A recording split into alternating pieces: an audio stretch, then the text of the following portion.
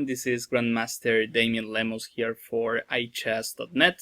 Welcome to my new video. Today we'll be talking about aggressive lines we can use as white, and I think they are great opportunities and they are likely to work, especially if we catch our opponent unprepared. So the first line I would like to discuss is when we play e4 and black plays e5, apart from knight f3, which is the main move, f4, the king's gambit. I really like the king's gambit because usually we play with a huge lead in development. We have to play with the king in the center sometimes, but if your opponent doesn't know much, he can lose in less than 20 moves, or even less, as practice has shown. So f4, usually black takes. What I'd like to do against the king's gambit is play something like d5, which is a counter gambit. In the opening, I don't like grabbing material as black, and here, after pawn takes, I like bishop c4. This move is also possible, and we have a lot of ideas. What I like about bishop c4 is that queen h4 check is tempting. He definitely wins something, he achieves something when he plays queen h4, but we just play king f1, and the thing is, the queen is at risk here. We'll speed our development up, and maybe we can also recover the pawn on f4. So I think in practice this is much easier to play as white. Of course, if you play as black with a computer's strength, then black is probably better, but it is a different story when you're playing, when we are talking about real practice. So black in this game, this is Morphy against Dudley. It's a classical game. Black plays this aggressive move, knight c3. White keeps on developing. This is the merit of the king's gambit. Our development, we don't care about material. We have to exploit our development advantage and also our center, because we are likely to play d4 at some point. Bishop there, white plays d4. Another idea we can consider is knight f3, and when he moves the queen, we can try a move like h4. As I said, the purpose on this line is to open lines as soon as possible. So white played d4, knight to e7, and here white plays another gambit in this position. Of course, knight f3 is playable, but this move looks even better. He has to take, otherwise, if he plays queen h6, we can take, or we can play a move like h4. Suddenly, our development is paying off, and no matter what black does, he'll end up losing his pawns. If this, we have bishop takes f4. White already has a winning advantage in this position. That's crazy, but I mean, it's real. And well, if he takes here, bishop takes pawn, our development is just too much, and he cannot castle, so he's probably losing here too. So when white plays this move, he decides to take, and now the amazing king here. Of course, we cannot take the g3 pawn, but we can play this move, and we have the simple idea of opening the h-file. If this, we win the queen, there are no squares, and even if black had some squares for his queen, I mean, we still have a huge lead in development. So after this, king here, he has to play queen h6, we take, queen there, and knight f3. Suddenly, white castled by hand, and black, he's just been moving his queen. This cannot be recommended. He played h6, queen e2.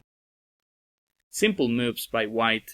Now we can just finish our development off, and then we think, our moves are easy.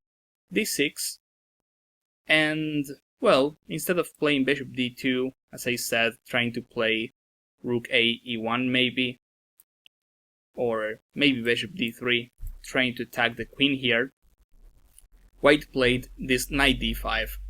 I think this concept is great because we are creating an attack before he finds a good square for his king. And also, we do this before he finishes his development.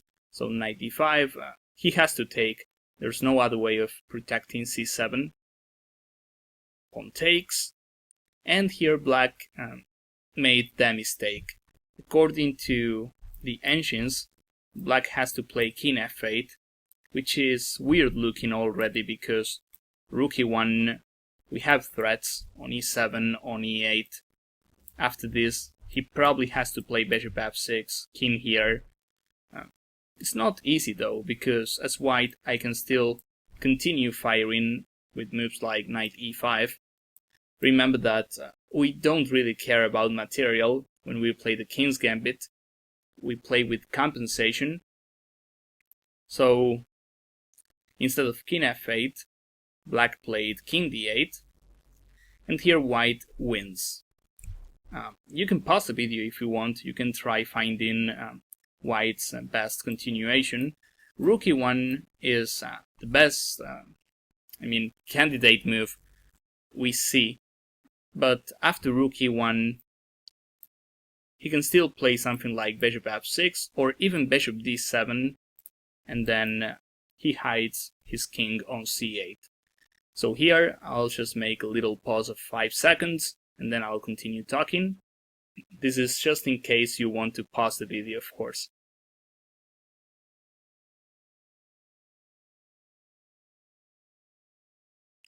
Okay, so in this position the winning move is bishop takes pawn.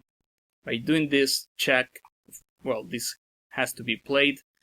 Now we take, here we remove one of the defenders. Rook h8 was mainly covering this rank. Bishop takes, rook e1. Now it is impossible for black to protect both checks. He played bishop d7, queen e7 and queen f8, and here black resigns. So this example was a great one. It shows the potential of the king's gambit. And as I said before, if your opponent doesn't know much, he is more likely to make a mistake. So that is one of the reasons why I love the king's gambit. Apart from bishop c4, which is the move we just saw, we can also play knight f3. This move is played a lot. Black loves protecting his extra pawn, but this also gives us some extra chances to fire on the king side with moves like h4. So bishop c4, black plays this move, and here comes another gambit. We are not forced to move our knight on f3. We can leave the knight there and play a move like this. If black takes, we just take back on f3. We'll eventually take the f4 pawn, and he has serious issues on the f file. Not to mention, all his pieces are still on the first rank. So, worst scenario, we have a huge compensation for the piece. There's a short game where black played queen f6, white played d3. We are not trading queens off yet because we are down a piece, so black probably has a clear advantage even if he plays a move like f6.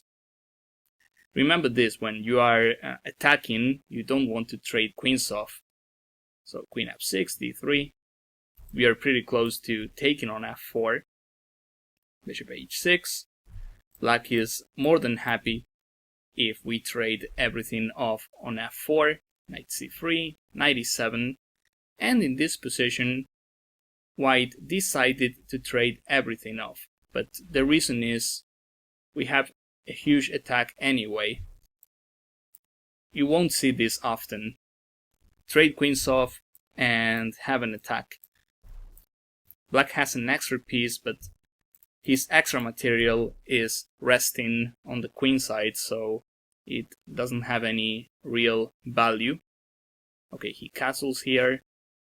Maybe rook f8 is better, or just developing a piece with knight c6. He castles rook a f1, and he plays d5. This was probably a huge mistake. Maybe knight bc6 was better.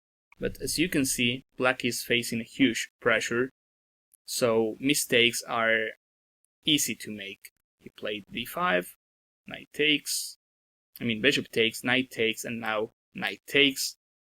This is much better. If white takes this way, this is still okay because we have too many pawns now. I bet we have a clear advantage, but white, he wanted to have a knight on d5, which is quite aggressive, and we have more possibilities. He played knight a6, check, king there, and we already see mating nets. So material is not relevant when it is not active. As I said before, these pieces are not helping at all. Black played h5, rook check, king h6 happens to be the only move, because this, well, we have h3, or even a move like knight takes h5 is winning. So he played king h6, rook h4, and now, no matter what black does, he's losing. Bishop here, we just take, and it's mating 1.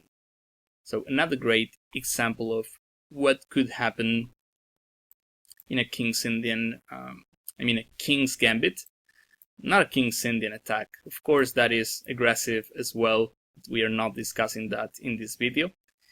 So now let's move to e4, e5. Apart from f4, we can play the natural knight f3. Say black plays a knight c6, and here, apart from bishop b5 or d4, the Scotch and the Spanish, I also like the Italian, which it has become quite popular nowadays.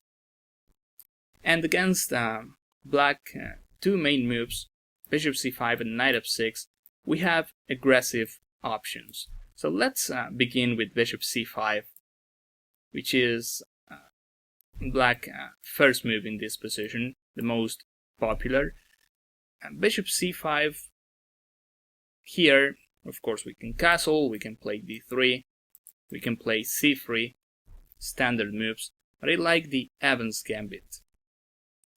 I think this Gambit, it's cool because it is the same concept as the King's Gambit. We speed our development up, and no matter how he takes on b4, we have c3 and d4 quicker. So he takes, and he has to take, because otherwise we play b5, and this pawn on e5 is at risk. We also have bishop b2 in, so he better takes the b4 pawn. So bishop takes, we play c3, and black here has a lot of options. As you can see, every single move is possible. Practice says bishop a5 is black's best response, but we see moves like bishop c5 being played from time to time. Here we play d4, pawn takes, and instead of taking on d4, we just castle. We keep on sacrificing material, but a lot of pieces are out already. we have moves like bishop c5 or even knight there. We can take on d4 later. We have a huge development lead, so black is at risk. In this game, black played d3, which is a good try because he's not grabbing material, he's trying to give it back and finish his development as soon as possible. That is a good try. However, after d3, we have a great continuation already. This is what white played in the game. I prefer this move, to be honest. We attack on f7, he has to defend, knight e5 or knight h6. Here we can just take, knight takes, bishop takes, king takes, queen h5 check. This is a well-known trick in the Evans Gambit. We also see it in the Italian in general. So after queen takes c5, we see a complex position where we are likely to take the d3 pawn. We have opposite color bishops, and we know that when we attack, it is better to have the opposite color bishops. What I was trying to say is this opposite color bishop, they are favoring the attacking side because black is clearly missing his dark squares bishop. So in this line I think white has a slight advantage at least. In a really crazy game I found, white played the simple rook e1. I think this was a bit slow, but it worked in practice. Black played h6, trying to stop this move. White played e5, stopping him from finishing his development with knight f6. Knight e7. As you can see, nobody cares about the d3 pawn. White is just trying to complete his attack. So knight e4, bishop b6, and in this position we can start thinking about sacrifices on h6, maybe on f6. So white takes, and a huge mistake by black, knight c6. Even if he plays something else, he is at risk already because there's no easy way to block this diagonal, and we are likely to throw every single piece on the king side. So I mean, this knight c6 mistake is understandable, and after knight f6 check, he's done. After this we simply take, and then we take on h6, and if he plays king h8, we have bishop takes f7. In 2 moves we destroyed black's castle, and no matter what he plays here, he's absolutely lost. So he decided to take on f6. Maybe this is a bit better. We play queen takes c6, and we are mating him. We are also attacking the rook. So he takes, queen takes. Okay, now black can already resign here. He played an extra move, queen e7, takes, knight takes, pawn takes, f6, and the game is over. Let's see another Evans Gambit game. So knight f3, knight c6, bishop, bishop. As I said, we have a couple of decent moves here. The Evans Gambit is not mandatory, but I would give it a try. Bishop takes c3, and let's take a look at bishop a5, which is clearly the best move for black, because we know white, he's trying to play d4 and keep on sacrificing material in the center, so it makes more sense to have the bishop on this diagonal. White plays d4 anyway. Here black takes. He has other options as well. Just keep in mind that grabbing material in the opening isn't a good idea in most cases. So white, he doesn't care about d4, he doesn't care about c3. All we want is to speed our development up and mate him.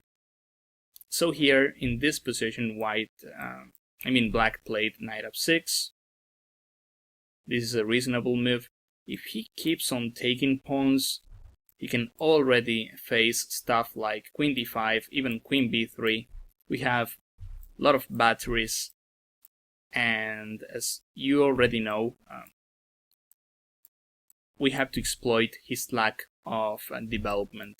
We have all kind of possibilities, even stuff like bishop a3, in case he plays moves like queen e7.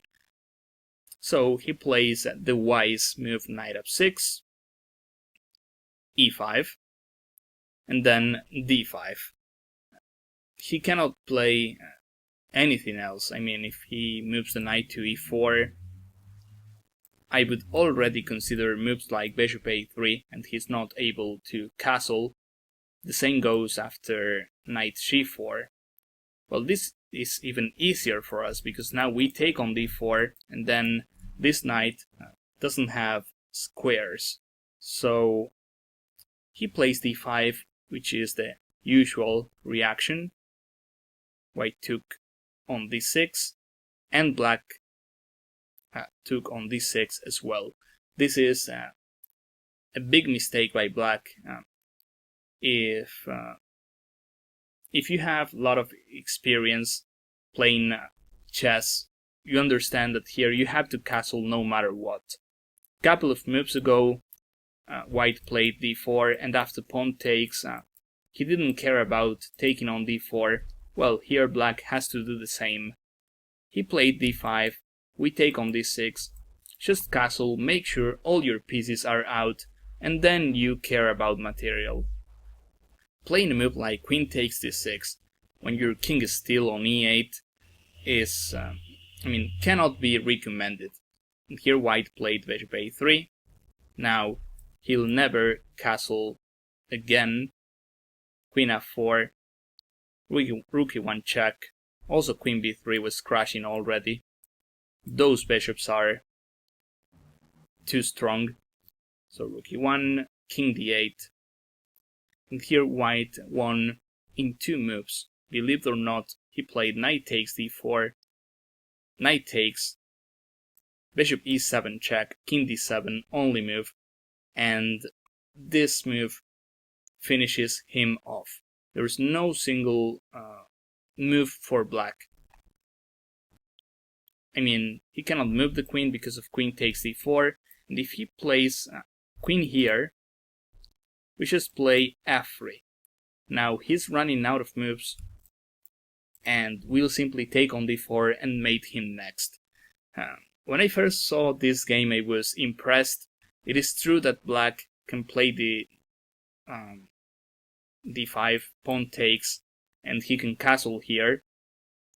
But in practice, your opponents, especially at lower levels or club players, maybe they don't realize these concepts, and that is why these lines are so good opportunities to catch them. So let's see one more. Here, bishop c4. Apart from bishop c5, there's also knight f6. This is a well-known move as well. And here we understand why so many players play bishop c5 first. The thing is, against knight f6, apart from d3, white can play the Fegatello attack with this move. We attack on f7. Black has no other choice than playing d5. Pawn takes. And theory here says the best move is knight a5. Maybe b5, which is like a counter gambit, is worth considering as well. The thing is, here black cannot take on d5. I mean, he can, but it is not recommended at all. And this is what we are going to see now. If he takes on d5 and this happens a lot at lower levels. It is known theory, but it keeps happening. Here, knight takes f7, it basically wins, because king takes, we play queen f3 check, king e6, knight c3. It's all about development. This reminds me of the previous gambits we saw. Knight c7. He can also try this move, which is not likely to work, because we can easily protect c2. Sometimes we can just sacrifice the c2 pawn. We can play moves like queen e4, trying to play a3 and d4. He's under huge pressure here. So he defends d5 with knight c7. And here, instead of castling, which is just fine, we're down a piece, but our compensation is huge, white plays d4. We try opening lines before he manages to get his pieces out. So black plays c6. Well, if he plays anything else, we have moves like queen e4 check, and then we take the knight on d5. Even a move like bishop f4 is winning. Let's take a look at this king, which is completely unprotected. We can just queenside castle, and he's crushed. Okay, so after d4, in this game I found black played c6, bishop c5. Each move we play, we have a threat. He's facing a lot of pins, h6. In this game white took. We can also keep the pressure and play something like bishop h4, inviting him to weaken his position by playing this advance. He's not achieving much, but I also like the idea of removing his key defender. So bishop takes, white castles, and we are pretty close to opening the e-file. Rook f8, queen e4. I feel black is lost here. I mean, the engines say black has some chances, but that is in a computer's world. In a real game, it is impossible to defend when you have the king on e6, and every single piece on board is participating in the attack. So black keeps on taking material, playing rook takes f2, d takes e5. This is even better than taking with the queen, because now we'll take on d5 sooner or later. Check, king b1, rook d2. This was the only way black could defend his knight on d5, but we played the simple h4, and he's forced to give up the d-file control. Rook takes, and here he loses a piece. If he plays bishop f4 or bishop e3, we can simply take it. So he plays bishop takes. After this, queen c5, check, king e7. This is completely over. Just in case, I would play something like a3 as white to make sure black doesn't have any mates on the first rank. Queen d2, takes, king there, rook c8. White calculated till the end, and after king e7, queen h7 is mate. So another great game, and I know maybe black didn't give a great fight, but as I said, stuff like this happens a lot. You'll even see some good players falling in traps like this.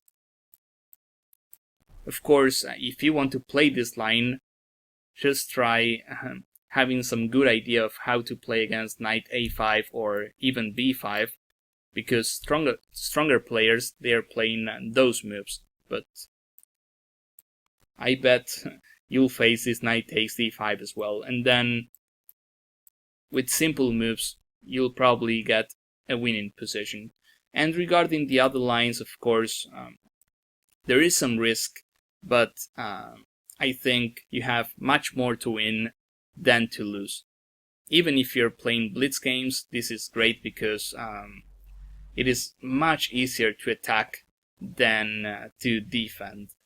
So that's it for this video. I hope you enjoyed my advice. I hope you could learn something from the examples I gave, and we'll continue doing stuff like this, working on aggressive gambits, and I'll prepare more videos for you guys.